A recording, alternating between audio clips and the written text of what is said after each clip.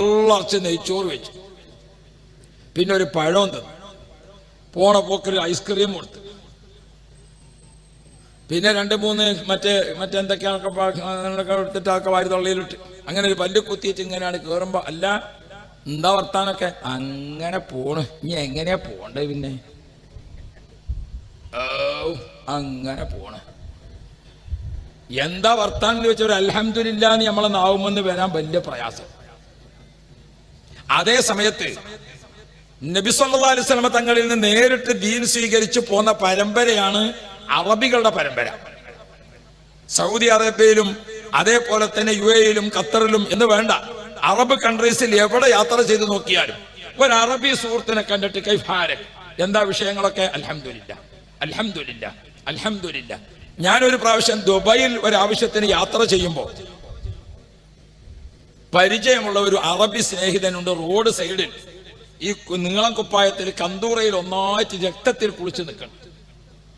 അയാളെ കന്തൂറയിൽ ഒന്നായിട്ട് രക്തമായിട്ട് നിൽക്കുകയാണ്. ഞാനിങ്ങനെ നോക്കുമ്പോൾ അദ്ദേഹത്തിന്റെ വണ്ടി ആക്സിഡന്റ് ആയതാണ്. അപ്പൊ ആക്സിഡന്റ് ആയതേ ഉള്ളൂ. അപ്പൊ അദ്ദേഹം പോലീസിനെ വിളിച്ചിട്ട് കാത്തു നിൽക്കാം. ഞാൻ എന്റെ പരിചയപ്പെട്ട അറബിയെ കണ്ടപ്പോൾ ഉടനെ വണ്ടി സൈഡാക്കിയിട്ട് ഓടിച്ചെന്നു. അസ്സലാമു അലൈക്കും. വഅലൈക്കും അസ്സലാം. കൈഫാലക ഖാലിദ്? അൽഹംദുലില്ലാ, അൽഹംദുലില്ലാ, അൽഹംദുലില്ലാ, അൽഹംദുലില്ലാ, അൽഹംദുലില്ലാ. ഒരു ഡസൻ അൽഹംദുലില്ലാ പറഞ്ഞിട്ട് പിന്നെ അദ്ദേഹം പറഞ്ഞു, വണ്ടി ചെറുതായിട്ടൊന്ന് മുട്ടി. എന്നിട്ട് എന്ത് പറ്റി? അൽഹംദുലില്ലാ, വണ്ടിക്ക് ചെറിയ കേസുണ്ട്, അത് ഇരുമ്പല്ലേ, അത് നന്നാക്കി എടുക്കാം. ഖാലിദിന് എന്ത് പറ്റി? ഒന്നും സംഭവിച്ചില്ല, അൽഹംദുലില്ലാ, അൽഹംദുലില്ലാ. ഞാൻ പറയാണ്, അയാളോട് അന്ന് ഞാൻ സംസാരിക്കുന്ന വാക്കുകളിൽ 50 വാക്ക് ഞങ്ങൾ സംസാരിച്ചിട്ടുണ്ടെങ്കിൽ അത് 30ഉം അൽഹംദുലില്ലാ. നമ്മള് പള്ളർച്ചും പിന്നെ കുറച്ചും കിട്ടിയിട്ട് നടന്നു പോകുമ്പോ എന്താ വർത്താനം? അങ്ങനെ പോണ്. ഒരു അൽഹംദുലില്ലാ പേച്ചിട്ട് നമ്മളെ നാവുമെന്ന് വരൂല. അതാണ് ഞമ്മക്കുള്ള ഏറ്റവും വലിയൊരു അപകടം. പ്രിയപ്പെട്ട മുഅ്മിനീങ്ങളെ, അള്ളാഹുവിന്റെ ഖുർആൻ നമുക്ക് തുടങ്ങി തന്നത് തന്നെ എങ്ങനെയാണ്? അൽഹംദുലില്ലാ എന്ന് പറഞ്ഞിട്ടാണ്. ആദ്യം തന്നെ ഖുർആന്റെ തുടക്കം തന്നെ എങ്ങനെ? ആമുഖ കാര്യങ്ങൾ ചെയ്തു കഴിഞ്ഞാൽ അഊദു ബിസ്മി ഓതി ഖുർആൻ ഔദ്യോഗികമായിട്ടാണ് തുടങ്ങുമ്പോൾ അൽഹംദുലില്ലാ എന്ന് പറഞ്ഞിട്ടാണ് തുടങ്ങുന്നത്. എല്ലാ വെള്ളിയാഴ്ചയും പതിവായിട്ട് ഓതണം എന്ന് പഠിപ്പിച്ചിരിക്കുന്ന സൂറത്തുൽ കഹ്ഫ് ഓതാൻ തുടങ്ങുമ്പോ തന്നെ അൽഹംദുലില്ലാ. കഴിഞ്ഞ വെള്ളിയാഴ്ച മുതൽക്ക് ഈ വെള്ളിയാഴ്ച എത്തിയപ്പോഴേക്ക് അൽഹംദുലില്ലാ, ഈ വെള്ളിയാഴ്ചയും കൂടി ജീവിക്കാൻ കിട്ടിയാലോ അൽഹംദുലില്ലാ, ഒരു ജുമഅയും കൂടി നമ്മുടെ ജീവിതത്തിൽ കിട്ടിയാലോ അൽഹംദുലില്ലാ. അൽ കഹ്ഫ് സൂറത്ത് ആരംഭിക്കുന്നത് അങ്ങനെയാണ്. അൽഹംദുലില്ലാ പറയുന്നതിന് എല്ലാ സന്ദർഭങ്ങളിലും ഓരോന്നിനോട് ചേർന്നാണ് അൽഹംദുലില്ലാ. അല്ലേ? ഭക്ഷണം കഴിച്ചു കഴിഞ്ഞാൽ പറയേണ്ട അൽഹംദുലില്ലാ, വസ്ത്രം കിട്ടുമ്പോൾ പറയേണ്ട അൽഹംദുലില്ലാ, ഒരു ഭാര്യയെ കിട്ടുമ്പോൾ പറയേണ്ട അൽഹംദുലില്ലാ, ഒരു ഭർത്താവിനെ കിട്ടുമ്പോൾ പറയേണ്ട അൽഹംദുലില്ലാ. അങ്ങനെ അൽഹംദുലില്ലയോട് ചേർത്ത് പറയേണ്ട. എത്രത്തോളം അൽഹംദുലില്ലാ പറയാൻ പറ്റാത്ത ബാത്റൂമിലുള്ള സമയത്ത് ആ ബാത്റൂമിൽ നിന്ന് പുറത്തിറങ്ങിയാൽ അപ്പൊ എന്ത് പറയണം? ഉഫ്രാനക അൽഹംദുലില്ലാ. കണ്ടോ? തുമ്മിയാൽ പറയണം അൽഹംദുലില്ലാ. നിസ്കാരം കഴിഞ്ഞാൽ 33 അൽഹംദുലില്ലാ. എപ്പോ നമ്മൾ കട്ടിലിൽ പോയി കിടന്നോ എഴുന്നേൽക്കുമ്പോൾ പറയണം അൽഹംദുലില്ലാ. അൽഹംദുലില്ലാ വർദ്ധിപ്പിച്ച് ഖബറാകുന്ന ജീവിതത്തിലേക്ക് ചെല്ലുമ്പോൾ ഏറ്റവും കൂടുതൽ നമുക്ക് ഫലപ്പെട്ട് കാണുന്ന ഒരു ദിക്റാണ് അൽഹംദുലില്ലാ. പ്രിയപ്പെട്ട മുഅ്മിനുകളെ, അപ്പൊ അല്ലാഹു സുബ്ഹാനഹു വ തആല നമുക്ക് നൽകിയ ഭാഗ്യം എന്താണ്? അല്ലാഹ് ചെയ്ത നിഅമത്തിനൊക്കെ അൽഹംദുലില്ലാ എന്ന് പറയാൻ പറ്റിയ ഒരു തറവാട്ടിലാണ് നമ്മുടെ ജന്മം. ഓർത്തു നോക്കൂ നിങ്ങൾ, നമ്മുടെ അൽഹംദുലില്ലാ അവസാനിപ്പിക്കാൻ കഴിയില്ല. കഴിയോ? നമുക്ക് അൽഹംദുലില്ലാ അവസാനിപ്പിക്കാൻ പറ്റുന്ന ഒരു ടൈമില്ല. എന്താ കാരണം? ഓരോന്നും നമ്മൾ ഓർത്തു നോക്കുമ്പോൾ ഹബീബുനാ മുഹമ്മദുർ റസൂലുള്ളാഹ്, ഹബീബായ റസൂലുള്ളാഹി സ്വല്ലല്ലാഹു അലൈഹി വസല്ലം തങ്ങൾ നമ്മെ പഠിപ്പിക്കുന്നുണ്ട്. നിങ്ങൾ കുല്ലു മൗലൂദിൻ യൂലദു അലൽ ഫിത്ര, അള്ളാഹുവിനെ സ്വീകരിക്കാനും അള്ളാഹുവിനെ അംഗീകരിക്കാനും എല്ലാറ്റിനും പറ്റിയതാണ് ജന്മം. അക്കൂട്ടത്തിൽ നമുക്ക് അള്ളാഹു അനുഗ്രഹിച്ചത് കണ്ടോ? നമ്മുടെ ജന്മം മനുഷ്യ കുടുംബത്തിലാണ്, അൽഹംദുലില്ലാ. നമ്മുടെ ജന്മം ഇസ്ലാമിക തറവാട്ടിലാണ്, അൽഹംദുലില്ലാ. ഇനിയും നിങ്ങൾ ഓർത്തു നോക്കൂ, ഉമ്മയുടെ ഗർഭാശയത്തിൽ നിന്ന് ഭൂമിയിലേക്ക് വന്ന കൂട്ടത്തിൽ കൈയില്ലാത്തവരുണ്ട്. അക്കൂട്ടത്തിൽ അള്ളാഹു നമ്മളെ ചേർത്തിട്ടില്ല, അൽഹംദുലില്ലാ. കണ്ണില്ലാത്തവരുണ്ട്, അക്കൂട്ടത്തിൽ നമ്മൾ പെട്ടിട്ടില്ല, അൽഹംദുലില്ലാ. കാതില്ലാത്തവരുണ്ട്, അക്കൂട്ടത്തിൽ നമ്മൾ പെട്ടിട്ടില്ല, അൽഹംദുലില്ലാ. സംസാരശേഷി ഇല്ലാത്തവരുണ്ട്, അക്കൂട്ടത്തിൽ നമ്മൾ കുടുങ്ങിയിട്ടില്ല, അൽഹംദുലില്ലാ. അംഗവൈകല്യമുള്ള എത്രയോ മക്കൾ ജനിക്കുന്നുണ്ട്, നമ്മൾ അള്ളാഹു അങ്ങനെ ആക്കിയിട്ടില്ല, അൽഹംദുലില്ലാ. അൽഹംദുലില്ലാ പറഞ്ഞാൽ അവസാനിപ്പിക്കുമോ? അൽഹംദുലില്ലാ നിർത്താൻ സാധിക്കുമോ നമുക്ക്? നമ്മുടെ ഈ തൃശ്ശൂരിൽ ഒരു ഹോസ്പിറ്റലുണ്ട്, എൻ്റെ ഓർമ്മയിൽ എലൈറ്റ് എന്നാണ് ആ ഹോസ്പിറ്റലിന്റെ പേര്. ആ ഹോസ്പിറ്റലിലെ ചികിത്സ ആർക്കാണ്? പ്രസവ സമയത്ത് വൈകല്യം സംഭവിച്ചിരിക്കുന്ന കുട്ടികൾക്കാണ്. പ്രസവ സമയത്ത് അങ്ങനെ ഉണ്ടല്ലോ, എന്താ അതിന് പറയാ, മുച്ചുവീണ അല്ലേ? ഈ പ്രസവ സമയത്ത് ഈ മുഖത്തിന്റെ ഇത്തരം കുറഞ്ഞ സ്ഥലത്ത് പല രൂപത്തിലുള്ള വൈകല്യങ്ങൾ ജനിക്കുന്ന കുട്ടികളുണ്ട്. ആ കുട്ടികൾക്ക് ചികിത്സിക്കുന്നതിന് വേണ്ടി മാത്രമുള്ള ഒരു ഹോസ്പിറ്റലുണ്ട് തൃശ്ശൂർ, ഒരുപാട് പഴക്കമുള്ള ഹോസ്പിറ്റലാണ്. ആ ഹോസ്പിറ്റൽ നിങ്ങളൊക്കെ ഒന്ന് സന്ദർശിക്കാൻ വേണ്ടി പോണം. പിന്നെ നിങ്ങൾ അൽഹംദുലില്ലാ നിർത്തൂല. ആ ഹോസ്പിറ്റലിൽ ഒന്ന് സന്ദർശിക്കാൻ വേണ്ടി പോയാൽ ആ ഹോസ്പിറ്റലിന്റെ ഒരു വാർഡ് എന്ന് പറഞ്ഞാൽ ഇപ്പൊ നിങ്ങളിപ്പോ ഇരിക്കണതാ ഇങ്ങനെ ഇരിക്കണ, ഇതിങ്ങനെ ഒരു വാർഡ്, ഇങ്ങനെ ഒരു വാർഡ്, ഒരുപാട് വാർഡുകളായിട്ട് വലിയ ഹോസ്പിറ്റലാണ്. എന്റെ ഒക്കെ ഒരു പ്രകൃതി എന്ന് പറഞ്ഞാൽ ചെറിയ ചെറിയ സംഗതി ഒന്നും കണ്ടാലും ഞാൻ അങ്ങനെ ഒരു കരച്ചിൽ വരാത്ത ആളാണ്. ഇങ്ങനെ ഉണ്ടല്ലോ, പെട്ടെന്ന് ചില ആൾക്കാരൊക്കെ എന്തെങ്കിലും ആകുമ്പോഴത്തിനാണ് കാര്യം, നേരാണോ അല്ലേ എന്നുള്ളതാവും, വരെ ഒരു കരച്ചിൽ കേൾക്കാണ്ട്. ഞാൻ നാളെ എന്റെ കുടുംബത്തിലൊരാൾ ഗൾഫിൽ പോകണ്ടേ, ഇളയമ്മന്റെ മകൻ. അപ്പൊ അവൾക്ക് എന്നോട് ചെല്ലാൻ പറഞ്ഞ ഞാൻ കുറച്ച് വൈകി എത്താം. അപ്പൊ ഇളയമ്മ ചോദിച്ചു എവിടെയും ഇജ്ജ്, ഇളയമ്മക്ക് എന്ത് കൂറ്റം പാറസ്ഥാടാ. അപ്പോ എവിടെയും ഇജ്ജ് ഇത് വരെയാണ്. അപ്പൊ ഇവരൊക്കെ ഇങ്ങനെ മകൻ ഇറങ്ങാൻ നേരത്തെ ഇങ്ങനെ പൊങ്ങിപ്പൊട്ടി കരയാൻ അങ്ങനെയൊക്കെ ഇങ്ങനെ ആയി നിൽക്കുന്നുണ്ട്.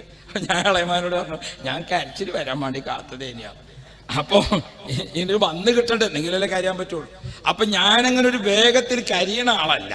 പക്ഷേ ആ എലൈറ്റ് ഹോസ്പിറ്റലിൽ പോയിട്ട് ആ വാർഡിക്കാണ് കേറിയിട്ട് ഇങ്ങനെ തിരിച്ചു പുറത്തിറങ്ങിയപ്പോഴേക്ക് എന്റെ കന്തൂറ മുഴുവനും നനഞ്ഞുപോയി. അത്രയധികം ഞാൻ കരഞ്ഞുപോയി. ഞാനിങ്ങനെ വിചാരിച്ചു അൽഹംദുലില്ലാ എന്ന് പറയാത്തവരെ മുഴുവനും ഒന്ന് ഇവിടെ കൊണ്ടുവരണം. ഞാനങ്ങനെ പലരെയും കൊണ്ടുപോയിട്ടുണ്ട്. എന്താ സംഗതി? ഒരു കുട്ടിയെ കണ്ടപ്പോൾ ആ കുട്ടിയുടെ മൂക്ക് എങ്ങനെയാണെന്ന് അറിയോ? ആ കുട്ടിയുടെ മൂക്ക്, ഈ പാലുണ്ടല്ലോ, മൂക്കും ചുണ്ടും തമ്മിൽ ഘടിപ്പിക്കുന്ന ഈ പാലം ഇതില്ല. എന്നിട്ട് മൂക്ക് ഇങ്ങനെ പൊന്തി നിൽക്കുക. മൂക്ക് പൊന്തിയിട്ട് മൂക്കിന്റെ ഈ രണ്ട് തട്ടങ്ങനെ പൊന്തി നിന്നിട്ട് വലിയ മൂക്ക്, കണ്ടാൽ പേടിയാവും. ആ കുട്ടിയുടെ കണ്ണിന്റെ കാഴ്ച ഈ രണ്ട് മൂക്കുമൊക്കെ മാത്രമേ കാഴ്ച ഉണ്ടാവുള്ളൂ, വേറെ എവിടേക്കും കാണൂല. ഇനി ആ കുട്ടിക്ക് മൂക്ക് കീഴ്പ്പെട്ട് കൊണ്ടുവന്ന് അതിന്റെ കാഴ്ച ശരിയാക്കി എടുക്കുമ്പോഴേക്ക് 7 വയസ്സിന്റെ ഇടക്ക് 30 ഓപ്പറേഷൻ ചെയ്യണം. നമുക്കാർക്കും അള്ളാഹു അങ്ങനത്തെ ബുദ്ധിമുട്ട് തന്നിട്ടില്ലല്ലോ. എന്നാ പറയും അൽഹംദുലില്ലാ. പ്രിയപ്പെട്ട മുഅ്മിനുകളെ, അത് കഴിഞ്ഞ് തൊട്ടപ്പുറത്തെ കട്ടിൽ ഒരു കുട്ടി കിടക്കുന്നുണ്ട്.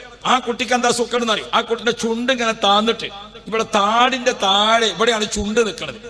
അപ്പൊ ആ കുട്ടി ഒരിക്കലും തൊള്ള കൂട്ടാൻ കഴിയൂല, ചുണ്ട് അത്ര താഴ്ന്നിട്ടാ കിടക്കണം. അങ്ങനെ നിൽക്കാം എപ്പോഴും. 20-18 വയസ്സായിരിക്കുന്ന ഒരു മുഅല്ലിമിന്റെ ഭാര്യ, ഒരു മുഅല്ലിമായ സഹോദരന്റെ ഭാര്യ, ആ ചെറുപ്പക്കാരത്തിയായ പെണ്ണ് ഈ കുട്ടിനെങ്ങനെ പിടിച്ചിട്ട് നിൽക്കുന്ന രംഗം കണ്ടാൽ ആരും കരഞ്ഞു പോകും. 19-20 വയസ്സ് തോന്നിക്കുന്ന ഒരു പെണ്ണ് തനിക്ക് ജനിച്ചിരിക്കുന്ന ആ കുട്ടിയുടെ മുഖത്തേക്ക് ഇങ്ങനെ ദയനീയമായി നോക്കിയിട്ട് നിൽക്കുന്ന ഒരു രംഗം, അതൊരു വല്ലാത്തതാണ്. ഇനി ആ കുട്ടിയുടെ ചുണ്ട് ചിറി നമ്മളെപ്പോലെ സാധാരണ അവസ്ഥയിലേക്ക് കയറ്റി കൊണ്ടുവരണമെങ്കിൽ 8-9 വയസ്സ് പൂർത്തിയാകുന്നതിനിടയ്ക്ക് 24 പ്രാവശ്യം ഓപ്പറേഷൻ ചെയ്യണം. അല്ലാഹു തആല അങ്ങനത്തെ ബുദ്ധിമുട്ട് നമുക്ക് തന്നിട്ടില്ലല്ലോ, അൽഹംദുലില്ലാ. പ്രിയപ്പെട്ട മുഅ്മിനുകളെ, ഓർത്തു നോക്കണം. നമ്മൾ ഉമ്മയുടെ ഗർഭാശയത്തിൽ വെച്ചുകൊണ്ട് അല്ലാഹു സുബ്ഹാനഹു വ തആല കുട്ടികൾക്ക് രൂപം നൽകുമ്പോൾ പ്രസവിച്ചു വീഴുന്ന സമയത്ത് ഏതെല്ലാം തരത്തിൽ ജനിക്കുന്ന കുട്ടികളുണ്ട്. അങ്ങനത്തെ ഒരു ജന്മം നമുക്ക് അല്ലാഹു തആല നൽകിയിട്ടില്ല. എന്നാ പിന്നെ അല്ലാഹു സുബ്ഹാനഹു വ തആല ഗർഭാശയത്തിൽ വെച്ച് നമുക്കത് നൽകാതിരുന്നത് നമ്മുടെ ഗുണം കൊണ്ടും മറ്റുള്ളവർക്ക് അത് നൽകിയത് അവരെ ദോഷം കൊണ്ടുമാണോ? ആണോ? കണ്ണിന് കാഴ്ചയില്ലാതെ ഒരു കുട്ടി ജനിച്ചു, കണ്ണിന് കാഴ്ചയോടുകൂടെ നമ്മളും ഒക്കെ ജനിച്ചു. നമുക്ക് കണ്ണിന് അല്ലാഹു തആല കാഴ്ച തന്നത് നമ്മളൊക്കെ ഗർഭാശയത്തിൽ വെച്ച് വലിയ സ്വാലിഹായ അമൽ ചെയ്തിട്ടാ ആണോ? മറ്റേ കുട്ടിക്ക് കണ്ണിന് കാഴ്ച കൊടുക്കാതിരുന്നത് ഓൻ ഗർഭാശയത്തിൽ വെച്ച് വല്ല തോന്നിയാസവും ചെയ്തിട്ടാ അല്ല. പിന്നെന്തിനാണ്? 10,000 ആളുകൾക്ക് കണ്ണ് നൽകിയപ്പോൾ ഒരാളെ കണ്ണില്ലാതെ പടച്ചത് നമുക്ക് അല്ലാഹു നൽകിയിരിക്കുന്ന കണ്ണാകുന്ന നിഅമത്തിന് എത്ര വിലയുണ്ട് എന്ന് നമ്മളെ ബോധ്യപ്പെടുത്താനാണ്. രണ്ട് കണ്ണിനും കാഴ്ചയില്ലാത്ത ആൾ കോട്ടക്കൽ ബസ് സ്റ്റാൻഡിൽ, എന്നിട്ടോ അദ്ദേഹത്തിന് ബസ്സിന് യാത്ര ചെയ്യാം. ആ ബസ്സിൽ കയറിയിട്ട് യാത്രക്കാരൊക്കെ വന്ന് നിൽക്കണ ബസ്, ആ ബസ് വരുമ്പോൾ അദ്ദേഹം പതുക്കെ ആ ഡോറിന്റെ അടുത്ത് കയറിയിട്ട് ബസ്സിൽ കയറിയിട്ട് അദ്ദേഹം എന്താ ചെയ്യുന്നത്? അദ്ദേഹത്തിന്റെ കയ്യിലുണ്ട് ഒരു ചെറിയ ഒരു സാധനം, അതുകൊണ്ട് ഇങ്ങനെ ടിക്ക് രണ്ട് അടി അടിച്ചു. അപ്പൊ എല്ലാവരും ഒന്ന് അദ്ദേഹത്തെ ശ്രദ്ധിച്ചു. അപ്പോൾ ആ പാവപ്പെട്ട എന്റെ കാഴ്ചയിൽ ഒരു 45 വയസ്സ് തോന്നിക്കുന്ന അദ്ദേഹം വണ്ടിയുടെ മുൻഭാഗത്ത് ആ തൂണുമേൽ ഇങ്ങനെ ചാരി നിന്നിട്ട് അദ്ദേഹം പറഞ്ഞു, കണ്ണുകളാം ദൈവം നൽകിയ കനകവിളക്കുകളുള്ളവരെ, ഈ കണ്ണില്ലാ പാപത്തെ കണ്ടില്ലെന്ന് നടിക്കരുതേ. ആശിച്ച് കൈകൾ നീട്ടി കാശുകൾ വാങ്ങും വേഷം കെട്ടാൻ ആശയനീക്കില്ല, ശേഷമേ ജീവിതം കഴിയണ്ടേ. കണ്ണീരിൽ ചാരിച്ച അദ്ദേഹത്തിന്റെ ആ പാട്ട് ഇങ്ങനെ കേട്ടപ്പോൾ എന്റെ മുൻസീറ്റിലിരിക്കുന്ന ഒരാൾ തൊട്ടടുത്ത സുഹൃത്തിനോട് പറഞ്ഞു, നല്ല ട്യൂണാണില്ലേ. ഓ ആകെ ശ്രദ്ധിച്ചത് പാട്ടിന്റെ ട്യൂണാണ്. ഒരൽഹംദുലില്ലാ പറയാൻ ഓനിക്കും തോന്നിയിട്ടില്ല. രണ്ട് കണ്ണിന് കാഴ്ചയില്ലാത്ത അദ്ദേഹത്തെ കാണുമ്പോൾ നമ്മൾ ശുക്രിന്റെ സുജൂദിൽ വീണാൽ മതിയാകും. അല്ലാഹു സുബ്ഹാനഹു വ തആല ഉമ്മയുടെ ഗർഭാശയത്തിൽ വെച്ചുകൊണ്ട് നമുക്ക് നൽകിയിരിക്കുന്ന നിഅമത്തുകളെ മാത്രം ഓർത്തോർത്ത് എടുത്താൽ എത്ര അൽഹംദുലില്ലാ പറയണം. ഓർത്തു നോക്കൂ നിങ്ങൾ പ്രിയപ്പെട്ട മുഅ്മിനുകളെ, ഉമ്മയുടെ ഗർഭാശയത്തിൽ വെച്ചുകൊണ്ട് നമുക്ക് അല്ലാഹു സുബ്ഹാനഹു വ തആല രണ്ട് കണ്ണിന് കാഴ്ച നൽകി. അല്ലാഹു എങ്ങാനും കാഴ്ച ശക്തി നൽകിയിട്ടില്ലായിരുന്നുവെങ്കിൽ നമ്മുടെ കണ്ണിന് കാഴ്ച ശക്തി നൽകാൻ ലോകത്താർക്കെങ്കിലും സാധ്യമാണോ? കണ്ണിന്റെ കാഴ്ച മാത്രം പറഞ്ഞാൽ അല്ലാഹു റബ്ബി. ഒരു ചെവി ഇങ്ങനെ മടങ്ങി ഒട്ടിയിട്ട്, ഒരു ചെവി മടങ്ങി ഇങ്ങനെ ഒട്ടിയിട്ട്, മറ്റേ ചെവിയാണെങ്കിലോ ഇങ്ങനെ ഒരുപാട് വലുതായിട്ട്. ഇങ്ങനെ ഒരു കുട്ടിയുണ്ട് ആ ഹോസ്പിറ്റലിൽ. ഒരു ചെവി ഇങ്ങനെ മടങ്ങി ഒട്ടിയിട്ട്, മറ്റേ ചെവി ഇങ്ങനെ നീണ്ടിട്ട് കുറച്ച് നീളത്തിൽ. ആ കുട്ടിയെ എടുത്തുകൊണ്ട് ഒരു 20-22 വയസ്സായിരിക്കുന്ന ഉമ്മ ആ കുട്ടിയുടെ മുഖത്തേക്ക് നോക്കാ കരയാ. ഇത് കണ്ടുകൊണ്ട് നിൽക്കാൻ നമുക്കാർക്കും സാധ്യമല്ല. അൽഹംദുലില്ലാ എന്ന് അവിടെ വെച്ചുകൊണ്ട് 100 പ്രാവശ്യം പറയാതെ അപ്പുറത്തേക്ക് കാലെടുത്ത് വെക്കാൻ കഴിയില്ല. ആ കുട്ടിയുടെ രണ്ടാമത്തെ ചെവിയുടെ അവസ്ഥയും ആദ്യത്തെ ചെവിയുടെ അവസ്ഥയും, ഇനി ഈ രണ്ടാമത് ഒട്ടി നിൽക്കുന്ന ചെവി, അതൊന്നും ചെയ്യാൻ നിർവാഹമില്ല. പിന്നെ ഈ വലുതായി നിൽക്കുന്ന ചെവിയുടെ കാര്യത്തിൽ എന്ത് ചെയ്യാൻ പറ്റും എന്ന് ഡോക്ടർമാർക്ക് തീർത്തും ഒരു അഭിപ്രായം പറയാനും കഴിയുന്നില്ല.